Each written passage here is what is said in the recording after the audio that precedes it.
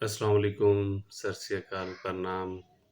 मैं डॉक्टर सैयद अख्तर अली शाह उर्फे आम डॉक्टर पंजाबी ਤੁਹਾਡੀ ਖਿਦਮਤ 'ਚ ਹਾਜ਼ਰ ਹਾਂ।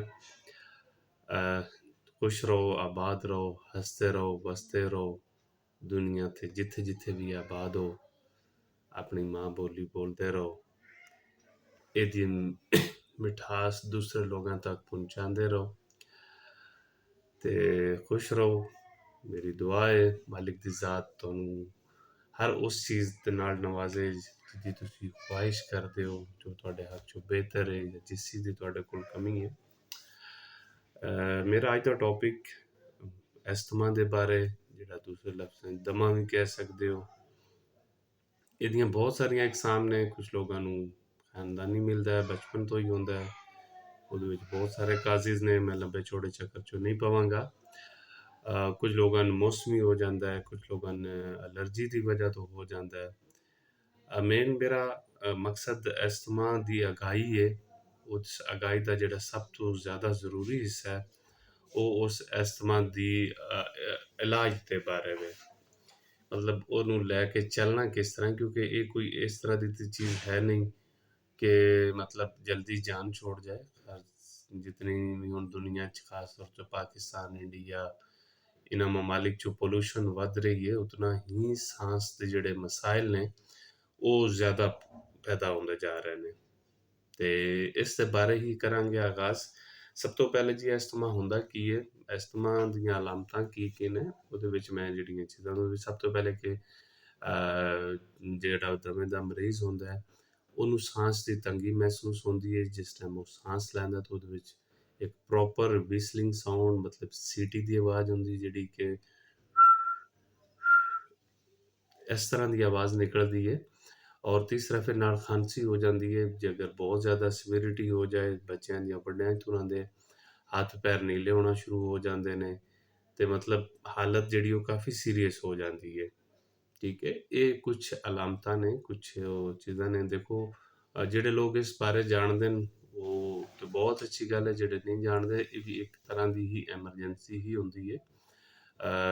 ਬਹੁਤ ਸਾਰੇ ਸਾਡੇ ਲੋਕ, ਸਾਡੇ ਪੰਜਾਬ ਦਾ ਇੱਕ ਕਲਚਰ ਹੈ ਹੁੱਕਾ, ਸਿਗਰਟ, ਮਤਲਬ ਤੰਬਾਕੂ ਨੋਸ਼ੀ ਜਿਹੜੀ ਹੈ ਅਸੀਂ ਬਹੁਤ ਜ਼ਿਆਦਾ ਕਰਦੇ ਹਾਂ, ਜਿਹੜੀ ਕਿ ਹੁਣ ਨਵੀਂ ਜਨਰੇਸ਼ਨ 'ਚ ਬਹੁਤ ਕਮ ਹੁੰਦੀ ਜਾ ਰਹੀ ਹੈ। ਉਹ ਵੀ ਅਗਾਈ ਦੀ ਵਜ੍ਹਾ ਤੋਂ, ਕਿਉਂਕਿ ਫੇਫੜਿਆਂ ਦਾ ਲੀਡਿੰਗ ਕਾਜ਼ ਜਿਹੜਾ ਹੈ ਉਹ ਇਹ ਸਮੋਕਿੰਗ ਹੁੰਦੀ ਹੈ। ਤੇ ਉਸ ਦੀ ਅਗਾਈ ਦੀ ਵਜ੍ਹਾ ਤੋਂ ਲੋਕ ਜਿਹੜੇ ਹੁਣ ਹੌਲੀ ਹੌਲੀ ਇਸ ਚੀਜ਼ ਤੋਂ ਦੂਰ ਹੁੰਦੇ ਜਾ ਰਹੇ ਨੇ। ਨੋ ਡਾਊਟ ਉਹ ਸਾਡੇ ਕਲਚਰ ਦਾ ਹਿੱਸਾ ਸੀ। ਸਾਡੇ ਬਜ਼ੁਰਗਾਂ ਨੇ ਅੱਜ ਵੀ ਜਿਸ ਟਾਈਮ ਤੁਸੀਂ ਉਹਨਾਂ ਨੂੰ ਹੁੱਕੇ ਤੋਂ ਮਨਾ ਕਰਦੇ ਹੋ ਤਾਂ ਉਹੀ ਕਹਿੰਦੇ ਨੇ ਕਿ ਡਾਕਟਰ ਸਾਹਿਬ ਕੀ ਗੱਲ ਲੱਗੇ ਤੀ ਕਿ ਘਰ ਪੁਰਾਣਾ ਆਵੇ ਤੁਹਾਡੇ ਦਾਰੇ ਤੇ ਜਾਂ ਤੁਹਾਡੇ ਡੇਰੇ ਤੇ ਜਾਂ ਤੁਹਾਡੀ ਬੈਠਕ 'ਚੋਂ, ਤੇ ਤੁਸੀਂ ਹੁੱਕਾ ਨਾ ਬਖਾਇਆ ਹੋਵੇ, ਤੇ ਫਿਰ ਤੇ ਲੋਕ ਚੱਕਣਗੇ ਮੈਨੂੰ ਕਿ ਜੀ ਚੰਗਾ ਰਿਹਾ ਫਲਾਣਾ ਜਨਾਬ ਉਹਦੇ ਕੋਲ ਗਿਆ ਤਾਂ ਉਹਨੇ ਹੁੱਕਾ ਹੀ ਨਹੀਂ ਸੀ ਬਖਾਇਆ। ਦੇਖੋ, ਕਲਚਰ ਵੀ ਜ਼ਰੂਰੀ ਹੈ। ਮੇਰਾ ਮਕਸਦ ਜ਼ਾਹਿਰ ਹੈ ਆਪਣਾ ਕਲਚਰ ਜ਼ਿੰਦਾ ਰੱਖਣਾ ਵੀ ਹੈ, ਲੇਕਿਨ ਅਗਰ ਤੁਹਾਡੀ ਸਿਹਤ ਵਾਸਤੇ ਇੱਕ ਚੀਜ਼ ਨੁਕਸਾਨਦੇਹ ਤੇ ਉਸ ਤੋਂ ਬਚਣਾ ਵੀ ਬਹੁਤ ਜ਼ਰੂਰੀ ਹੈ। ਤੇ ਸਾਡਾ ਮਕਸਦ ਕੋਈ ਕਲਚਰ ਖ਼ਤਮ ਕਰਨਾ ਨਹੀਂ ਹੁੰਦਾ। ਜ਼ਾਹਿਰ ਅਸੀਂ ਅਗਾਹੀ ਕਰ ਫੈਲਾ ਸਕਦੇ ਹਾਂ ਲੋਕਾਂ ਨੂੰ ਉਹਦੇ ਜਿਹੜੇ ਸਾਈਡ ਇਫੈਕਟ ਨੇ, ਜਿਹੜੇ ਬੁਰੇ ਅਸਰਾਤ ਨੇ, ਭੈੜੇ ਅਸਰਾਤ ਨੇ, ਉਹਨਾਂ ਦੇ ਬਾਰੇ ਜਿਹੜਾ ਅਸੀਂ ਦੱਸ ਸਕਦੇ ਹਾਂ। ਠੀਕ ਹੋ ਗਿਆ। ਤੇ ਉਹ ਗੱਲ ਇਹ ਚੱਲ ਰਹੀ ਸੀ ਕਿ ਅਗਰ ਕੋਈ ਵੀ ਘਰ ਵਿੱਚ ਐਸਾ ਮਰੀਜ਼ ਹੈ ਜਿਹਨੂੰ ਦਮੇ ਦਾ ਮਸਲਾ ਹੈ ਜਾਂ ਸਾਹ ਦੀ ਤੰਗੀ ਦਾ ਮਸਲਾ ਹੈ, ਬਰਾਏ ਮਿਹਰਬਾਨੀ ਇੱਕ ਤੇ ਉਹਦੇ ਕੋਲ ਕੋਈ ਵੀ ਬੈਠ ਕੇ ਹੁੱਕਾ ਜਾਂ ਸਿਗਰਟ ਨਹੀਂ ਪੀਵੇ, ਕਿਉਂਕਿ ਸ਼ਾਇਦ ਪੀਣ ਵਾਲੇ ਨੂੰ ਕੋਈ ਨੁਕਸਾਨ ਕਰਦਾ ਜਾਂ ਨਹੀਂ ਕਰਦਾ, ਉਹਦੇ ਵਾਸਤੇ ਕਾਫੀ ਮੁਸ਼ਕਿਲ ਪੈਦਾ ਕਰ ਦੇਗਾ। ਦੂਸਰਾ, ਸਾਡੇ ਜ਼ਰ ਕਲਚਰ ਵਿੱਚ ਕੁਕੜੀਆਂ ਪਾਲਣਾ, ਕਬੂਤਰ ਪਾਲਣਾ, ਬਾਕੀ ਪਰਿੰਦੇ ਪਾਲਣਾ ਵੀ ਸ਼ਾਮਿਲ ਹੈ, ਜਾਨਵਰ ਰੱਖਣਾ ਵੀ ਸ਼ਾਮਿਲ ਹੈ। ਤੋ ਇਸ ਬੰਦੇ ਦਾ ਇਹ ਹੈ ਕਿ ਜਿਸ ਟਾਈਮ ਇਹਨੂੰ ਇਹ ਮਸਾਇਲ ਪੈਦਾ ਹੁੰਦੇ ਨੇ, ਜਾਂ ਅਗਰ ਉਸ ਨੂੰ ਲੱਗਦਾ ਹੈ ਕਿ ਨਹੀਂ ਜਨਾਬ, ਜਿਸ ਟਾਈਮ ਵੀ ਮੁਰਗੀ ਦੇ ਪਿੰਜਰੇ ਕੋਲੋਂ ਜਾਂ ਕਬੂਤਰਾਂ ਦੇ ਪਿੰਜਰੇ ਕੋਲੋਂ ਗੁਜ਼ਰਦਾ ਤਾਂ ਉਹਨੂੰ ਸਾਂਸ ਦੀ ਤੰਗੀ ਸ਼ੁਰੂ ਹੋ ਜਾਂਦੀ, ਤਾਂ ਬਿਹਤਰ ਹੈ ਕਿ ਉਹ ਇਹਨਾਂ ਚੀਜ਼ਾਂ ਤੋਂ ਦੂਰ ਰਹੇ। ਫਿਰ ਸਾਡੇ ਜ਼ਾਰੇ ਹੁਣ ਐਸਾ ਘਰ ਜਿਹੜੇ ਨੇ ਪੱਕੇ ਹੁੰਦੇ ਜਾ ਰਹੇ ਨੇ, ਜਾਂ ਜੇ ਬਹੁਤ ਸਾਰੀਆਂ ਜਗ੍ਹਾ ਤੇ ਜਿਹੜੇ ਵਿਹੜੇ ਨੇ ਉਹ ਕੱਚੇ ਨੇ। ਮਾਵਾਂ ਭੈਣਾਂ ਸਾਡੀਆਂ ਸੁਬਾਹ ਉੱਠ ਕੇ ਨਮਾਜ਼ ਪੜ੍ਹ ਕੇ ਸਭ ਤੋਂ ਪਹਿਲਾਂ ਜਿਹੜਾ ਕੰਮ ਹੁੰਦਾ ਵਿਹੜੇ 'ਚ ਉਹਨਾਂ ਦਾ ਝਾੜੂ ਦੇਣ ਦਾ ਹੁੰਦਾ ਹੈ।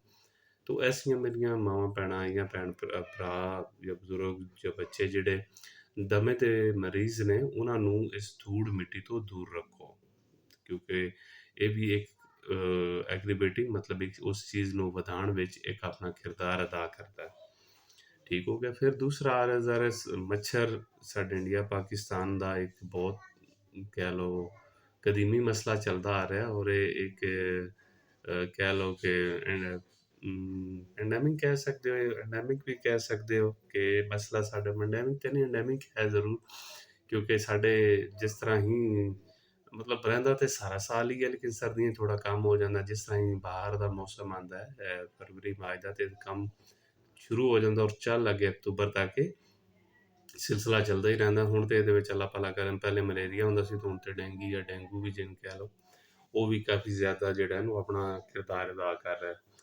ਤੇ ਉਹਦੇ ਵਿੱਚ ਸਾਡਾ ਮਕਸਦ ਡੇਂਗੀ ਜਾਂ ਮਲੇਰੀਆ ਨਹੀਂ ਪੜ੍ਹਾਉਣਾ ਸੀ, ਦਮਿਆਲ ਸੀ। ਉਹਦੇ ਵਾਸਤੇ ਇਹ ਸੀ ਕਿ ਬਹੁਤ ਸਾਰੇ ਸਾਡੇ ਲੋਕ ਜਿਹੜੇ ਨੇ ਉਹ ਮੱਛਰਮਾਰ ਸਪਰੇ ਜਾਂ ਮੈਟ ਜਾਂ ਉਹ ਇਲੈਕਟ੍ਰਿਕ ਆਉਂਦੇ ਨੇ ਉਹ ਯੂਜ਼ ਕਰਦੇ ਨੇ, ਜਾਂ ਪੁਰਾਣਾ ਇੱਕ ਤਰੀਕਾ ਸੀ ਕਿ ਗੋਇਆ ਜਲਾ ਕੇ ਉਹਦਾ ਧੂੰਆਂ ਜਿਹੜਾ ਉਹ ਕਮਰਿਆਂ 'ਚ ਮਾਰਦੇ, ਤੇ ਉਹ ਕਰਦੇ ਨੇ। ਤੇ ਅਗਰ ਤੁਹਾਡੇ ਘਰ ਵਿੱਚ ਕੋਈ ਐਲਰਜੀ ਦਾ ਜਾਂ ਦਮੇ ਦਾ ਮਰੀਜ਼ ਹੈ, ਤਾਂ ਤੁਹਾਡੀ ਮਿਹਰਬਾਨੀ ਉਹਦੇ ਵਾਸਤੇ ਮੌਤ ਦਾ ਸਮਾਨ ਨਾ ਪੈਦਾ ਕਰਿਓ ਜੇ, ਇਸ ਚੀਜ਼ ਤੋਂ ਬਚਿਓ, ਠੀਕ ਹੈ।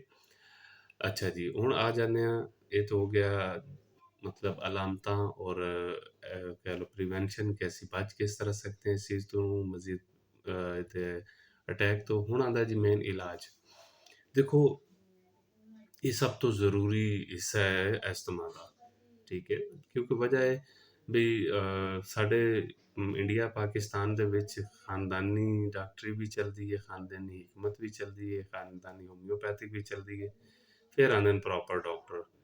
ਤੇ ਡਾਕਟਰ ਵੀ ਜ਼ਾਹਿਰ ਉਹ ਇਸ ਤਰ੍ਹਾਂ ਹੁੰਦਾ ਕਿ ਉਹ ਆਪਣੇ ਆਪਣੇ ਇਲਾਕੇ ਦੇ ਹਿਸਾਬ ਨਾਲ ਨੇ। ਅਗਰ ਇੱਕ ਡਾਕਟਰ ਕਿਸੇ ਐਸੇ ਇਲਾਕੇ 'ਚ ਬੈਠਾ ਜਿੱਥੇ 100 ਬਾਕੀ ਪ੍ਰੈਕਟੀਸ਼ਨਰ ਇੱਕ ਡਾਕਟਰ ਹੈ, ਤਾਂ ਉਹ ਵੀ ਇੱਕ ਹੱਦ ਤੱਕ ਕੁਝ ਲੈਵਲ ਤੱਕ ਉਹ ਪ੍ਰੈਕਟੀਸ਼ਨਰ ਹੀ ਉਹਨਾਂ ਦੇ ਬਰਾਬਰ ਹੀ ਬਣ ਗਿਆ ਹੁੰਦਾ। ਉਹਦੀ ਵਜ੍ਹਾ ਇਹ ਦੀ ਹੈ ਕਿ ਉਹਦੇ ਵਿੱਚ ਆਲਰੇਡੀ ਪੇਸ਼ੈਂਟ ਜਿਹੜਾ ਉਹ ਇਤਨਾ ਮੈਡੀਸਨ ਕਰੋਨਿਕ ਯੂਜ਼ ਕਰ ਚੁੱਕਾ ਹੁੰਦਾ ਹੈ ਕਿ ਉਸ ਡਾਕਟਰ ਵਾਸਤੇ ਇੱਕ ਬੜਾ ਚੈਲੰਜ ਬਣ ਜਾਂਦਾ ਹੈ ਕਿ ਮਰੀਜ਼ ਦੀ ਸੇਫਟੀ ਵੀ ਜ਼ਰੂਰੀ ਹੈ, ਔਰ ਉਹਦੀ ਡਰਗ ਰੈਜ਼ਿਸਟੈਂਸ ਤੋਂ ਵੀ ਉਹਨੂੰ ਬਚਾਉਣਾ ਹੈ, ਤੇ ਉਹਨੂੰ ਸਿਹਤਮੰਦ ਵੀ ਕਰਨਾ ਹੈ। ਤੇ ਇਹ ਬਹੁਤ ਸਾਰੇ ਮਸਾਇਲ ਨੇ। ਤੇ ਮੈਂ ਸਭ ਤੋਂ ਪਹਿਲੇ ਜਿਹੜੇ ਪ੍ਰੈਕਟੀਸ਼ਨਰ ਹਜ਼ਰਾਤ ਨੇ, ਦੇਖੋ ਮੈਂ ਤੁਹਾਨੂੰ ਕੋਈ ਉਹ ਚੀਜ਼ ਨਹੀਂ ਕਰ ਰਿਹਾ, ਕੋਈ ਤੁਹਾਡਾ ਕੋਈ ਡੀਗ੍ਰੇਡ ਨਹੀਂ ਤੁਹਾਨੂੰ ਕਰ ਰਿਹਾ, ਕਿਉਂਕਿ ਮੇਰਾ ਮਕਸਦ ਕਿਸੇ ਦੀ ਵੀ ਬੁਰਾਈ ਜਾਂ ਕਿਸੇ ਨੂੰ ਕੋਈ ਬੁਰਾ ਭਲਾ ਨਹੀਂ ਕਹਿਣਾ, ਲੇਕਿਨ ਇੱਕ ਚੀਜ਼ ਹੈ ਕਿ ਸਮਝਾਣਾ ਚਾਹ ਰਹੇ ਹਾਂ कि देखो स्टीरॉयड अच्छी चीज़ भी है और बुरी भी चीज़ है। मेरा ख्याल है कि ਇਹਦੇ ਸਭ ਤੋਂ ਜ਼ਿਆਦਾ ਜਿਹੜੇ ਬੁਰੇ ਹੀ ਅਸਰਾਤ ਨੇ। ਕਿਉਂ? ਕਿਉਂਕਿ ਇਹ ਪੂਰਾ ਸਿਸਟਮ ਤੁਹਾਡਾ ਇਮਿਊਨ ਸਿਸਟਮ ਜਿਹੜਾ ਉਹਨੂੰ ਹੀ ਬਿਠਾ ਦਿੰਦਾ, ਠੀਕ ਹੈ।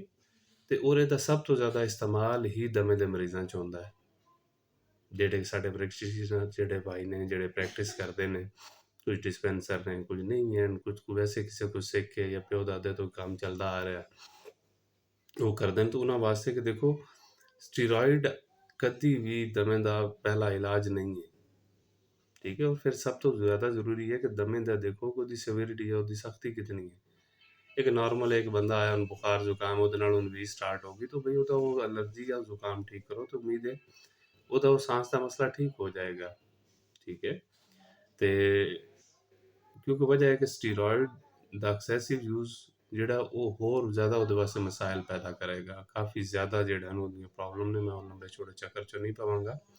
ਤੇ ਗੱਲ ਕਰਨ ਦਾ ਮਕਸਦ ਇਹ ਸੀ, ਦੇਖੋ ਇਹਦੇ ਵਿੱਚ ਸਭ ਤੋਂ ਪਹਿਲੇ ਕੋਸ਼ਿਸ਼ ਕਰੋ ਕਾਜ਼ ਕੀ ਹੈ, ਵਜ੍ਹਾ ਕੀ ਹੈ। ਅਗਰ ਖਾਲੀ ਐਲਰਜੀ ਹੈ ਤਾਂ ਉਹਦੇ ਵਿੱਚ ਕੋਈ ਐਲਰਜੀ ਦੀ ਮੈਡੀਸਨ, ਬੁਖਾਰ ਦੀ, ਕੋਈ ਗਲਾ ਖਰਾਬ ਹੈ ਤੇ ਗਲੇ ਖਰਾਬ ਵਿੱਚ ਵੀ ਦੇਖੋ ਕਿ ਵਾਇਰਲ ਹੈ ਬੈਕਟੀਰੀਅਲ ਹੈ, ਉਹਦਾ ਇਲਾਜ ਕਰੋ। ਬਾਅਦ 'ਚੋਂ ਫਿਰ ਜਿਹੜਾ ਤੁਸੀਂ ਦਮੇ ਇਲਾਜ ਨੇ, ਤਾਂ ਫਿਰ ਸਭ ਤੋਂ ਪਹਿਲੇ ਸ਼ਾਰਟ ਐਕਟਿੰਗ ਬ੍ਰੋਂਕੋਡਾਇਲੇਟਰ, ਜਿਹਦੇ ਵਿੱਚ ਤੁਸੀਂ ਕਹਿ ਲਓ ਤੁਹਾਡਾ ਐਲਬਿਊਟੀਰੋਲ ਆ ਜਾਂਦਾ ਹੈ, ਲਿਵਾਲ ਬਿਊਟੀਰੋਲ ਆ ਜਾਂਦਾ ਹੈ, ਟਰਬਿਊਟਾਲੀਨ ਆ ਜਾਂਦੇ ਨੇ, ਜਿਹੜੇ ਪਾਕਿਸਤਾਨ 'ਚੋਂ ਵੈਂਟੋਲੀਨ ਦੇ ਨਾਂ ਤੋਂ ਸਿਰਪ ਆ ਜਾਂਦਾ ਹੈ, ਦੂਸਰਾ ਮਿਊਕੋਨਿਲ ਦੇ ਨਾਂ ਤੋਂ ਆ ਜਾਂਦਾ ਹੈ। ਉਹਦੇ ਬਾਅਦ 'ਚੋਂ ਸੈਲਬਿਊਟਾਫਾਮੋਲ ਜਿਹੜਾ ਇਹਦੀ ਫਾਰਮ 'ਚੋਂ ਇਨਹੇਲ ਫਾਰਮ 'ਚੋਂ ਵੀ ਆਉਂਦਾ ਹੈ, ਸਿਰਪ ਫਾਰਮ 'ਚੋਂ ਵੀ ਆਉਂਦਾ। ਤੁਸੀਂ ਇਹਦਾ ਇਸਤੇਮਾਲ ਕਰੋ, ਠੀਕ ਹੈ। ਅਗਰ ਪੇਸ਼ੈਂਟ 2-3 ਦਿਨ ਬਾਅਦ ਵੀ ਕਹਿੰਦਾ ਜੀ ਮੈਂ ਇਹਦੇ ਨਾਲ ਨਹੀਂ ਠੀਕ ਹੋਇਆ, ਤੇ ਫਿਰ ਤੁਸੀਂ ਨਾਲ ਇਨਹੇਲਡ ਫਾਰਮ 'ਚ ਸਟੀਰॉयड ਯੂਜ਼ ਕਰੋ। ਹੁਣ ਮਜ਼ੇ ਦੀ ਗੱਲ ਇਹ ਵੀ ਸਾਡੇ ਬਹੁਤ ਸਾਰੇ ਪ੍ਰੈਕਟੀਸ਼ਨਰ ਭਾਈ ਜਿਹੜੇ ਨੂੰ ਮਰੀਜ਼ਾਂ ਨੂੰ ਡਰਾ ਦਿੰਦੇ ਨੇ, ਉਹ ਜੀ ਭਾਪ ਲਵਾਓਗੇ ਤੇ ਜੀ ਉਹ ਫੇਫੜਿਆਂ ਦੀ ਆਦਤ ਬਣ ਜਾਂਦੀ, ਫੇਫੜੇ ਤਬਾਹ ਹੋ ਜਾਣਦੇ, ਖਤਮ ਹੋ ਜਾਂਦੇ ਨੇ। ਉਹ ਮੇਰੇ ਭਾਈ ਮੇਰੇ ਦੋਸਤੋ, ਤੁਸੀਂ ਅੱਜ ਤੱਕ ਕੋਈ ਇਹਦਾ ਮਰੀਜ਼ ਦੇਖਿਆ ਹੈ ਕਿ ਜਿਹਦੇ ਫੇਫੜੇ ਭਾਪ ਲੈਣ ਨਾਲ ਖਤਮ ਹੋ ਗਏ ਹੋਣ? ਕੋਈ ਇੱਕ ਮਰੀਜ਼ ਕਿਸੇ ਨੇ ਵੀ ਇਹ ਸਿਰਫ ਇੱਕ ਗੱਲਾਂ ਨੇ, ਇੱਕ ਅਫਵਾਹਾਂ ਨੇ ਜਿਹੜਾ ਕਿ ਨੁਕਸਾਨ ਦੇ ਰਹੀਆਂ ਨੇ। ਠੀਕ ਹੈ, ਕਿਉਂਕਿ ਦਮੇ ਦਾ ਸੈਕਿੰਡ ਜਿਹੜਾ ਇਨਹੇਲਡ ਫਾਰਮ ਹੈ ਸਟੀਰੋਇਡ ਦੀ, ਉਹ ਚਾਹੇ ਇਨਹੇਲਰ ਫਾਰਮ ਚ ਹੋਏ ਚਾਹੇ ਨਿਬੂਲਾਈਜ਼ਿੰਗ ਫਾਰਮ ਚ ਹੋਏ। ਠੀਕ ਹੈ, ਤੇ ਇਹ ਜਿਹੜੀਆਂ ਗਲਤ ਅਫਵਾਹਾਂ ਫੈਲਾ ਰਹੇ ਹੋ, ਤੁਹਾਡੀ ਮਿਹਰਬਾਨੀ, ਤੁਹਾਡੀ ਅੱਗੇ ਮਿੰਨਤ ਹੈ ਮੇਰੀ ਕਿ ਲੋਕਾਂ ਨੂੰ ਗਲਤ ਗਾਈਡ ਨਹੀਂ ਕਰੋ। ਠੀਕ ਹੈ, ਤੁਸੀਂ ਬੈਠੇ ਹੋ ਪ੍ਰੈਕਟਿਸ ਕਰੋ, ਲੇਕਿਨ ਇਸ ਚੀਜ਼ਾਂ ਦੇ ਬਾਰੇ ਆਗਾਹੀ ਜਿਹੜੀ ਹੈ ਜਾਂ ਕਿਸੇ ਡਾਕਟਰ ਕੋਲੋਂ ਜਾਂ ਕਿਸੇ ਆਪਣੇ ਸੀਨੀਅਰ ਬੰਦੇ ਕੋਲੋਂ ਇਹ ਚੀਜ਼ਾਂ ਪੁੱਛ ਲਓ, ਫਿਰ ਲੋਕਾਂ ਨੂੰ ਦੱਸੋ। ਇੱਕ ਜਿਹੜੀ ਅਫਵਾਹ ਚੱਲੀ ਹੈ, ਇੱਕ ਜਿਹੜੀ ਗਲਤ ਚੀਜ਼ਾਂ ਚੱਲੀਆਂ ਆ ਰਹੀਆਂ ਨੇ, ਉਸੇ ਚੀਜ਼ ਨੂੰ ਅੱਗੇ ਪ੍ਰਮੋਟ ਕਰੋ ਤੇ ਉਹ ਨੁਕਸਾਨ ਦਿੰਦਾ ਹੈ। ਠੀਕ ਹੈ, ਅੱਛਾ, ਇਸ ਤੋਂ ਬਾਅਦ ਫਿਰ ਇਹ ਚੀਜ਼ਾਂ ਉਹਨਾਂ ਜਿਹੜੀਆਂ ਕਿ ਮਤਲਬ ਇੱਕ ਨਾਰਮਲ ਕਾਮਨ ਚੀਜ਼ਾਂ ਜਿਵੇਂ ਦੱਸ ਰਹੇ, ਇਹਦੇ ਨਾਲ ਫਿਰ ਲਿਕੋਟ੍ਰਿਨ ਐਗੋਨਿਸਟ ਕਹਿ ਲਓ ਨਾ, ਲਿਕੋਟ੍ਰਿਨ ਰਿਸੈਪਟਰ ਐਂਟਾਗੋਨਿਸਟ, ਸੌਰੀ ਮੈਂ ਉਹ ਵਿੱਚੋਂ ਥੋੜਾ ਹੋ ਗਿਆ ਸੀ, ਲਿਕੋਟ੍ਰਿਨ ਰਿਸੈਪਟਰ ਐਂਟਾਗੋਨਿਸਟ ਜਿਹਦੇ ਵਿੱਚ ਮੋਂਟੀਲੋਕਾਸ ਜ਼ੈਫਰਲੋਕਾਸ ਨੇ, ਇਹ ਆ ਜਾਂਦੀਆਂ ਨੇ, ਇਹ ਨਾਲ ਐਡ ਕਰ ਦਿਓ।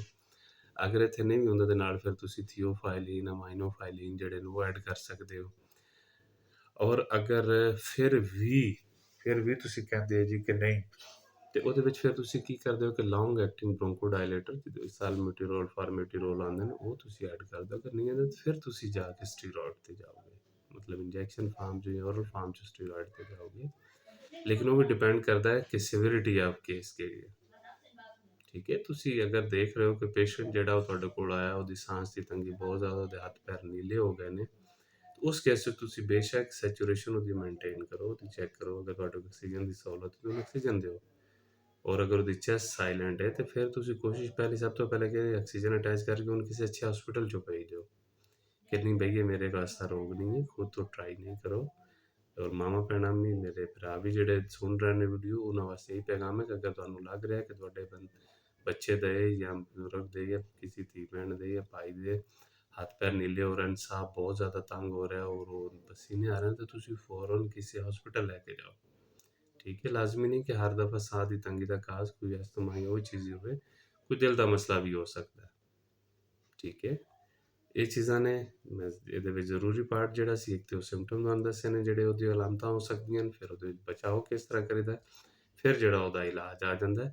ਇਲਾਜ ਦਾ ਮੇਨ ਮਕਸਦ ਜਿਹੜਾ ਤੁਹਾਡਾ ਕਰ ਰਹੀ ਹੈ ਇਹਨਾਂ ਅੱਲਾ ਦਾ ਨਾਂ ਦੀ ਵੀਡੀਓ ਸੁਣ ਕੇ ਤੁਸੀਂ ਆਪ ਹੀ ਮੈਡੀਕਲ ਸਟੋਰਾਂ ਤੇ ਚੱਲੇ ਹੋ, ਇਹ ਮੇਰੇ ਪ੍ਰੈਕਟੀਸ਼ਨਰ ਭਰਾ ਜਿਹੜੇ ਨੇ, ਜਿਹੜੇ ਪ੍ਰੈਕਟਿਸ ਕਰਦੇ ਨੇ ਜਾਂ ਜਿਹੜੇ ਕੋਈ ਮੈਡੀਕਲ ਦੇ ਬਾਰੇ ਥੋੜੀ ਬਹੁਤ ਆਗਾਹੀ ਰੱਖਦੇ ਨੇ, ਉਹਨਾਂ ਦੇ ਬਾਰੇ ਸੀ। ਠੀਕ ਹੈ, ਤੇ ਖੁਸ਼ ਰਹੋ, ਹੱਸਦੇ ਰਹੋ, ਦੁਆਵਾਂ 'ਚ ਯਾਦ ਰੱਖੋ, ਵਸਦੇ ਰਹੋ, ਤੇ ਆਪਣੀ ਮਾਂ ਬੋਲੀ ਬੋਲਦੇ ਰਹੋ। ਇਹਦੇ ਵਿੱਚ ਬਿਲਕੁਲ ਸ਼ਰਮ ਨਾ ਮਹਿਸੂਸ ਕਰੋ। ਅੱਲਾ ਨਿਗਹਿਬਾਨ।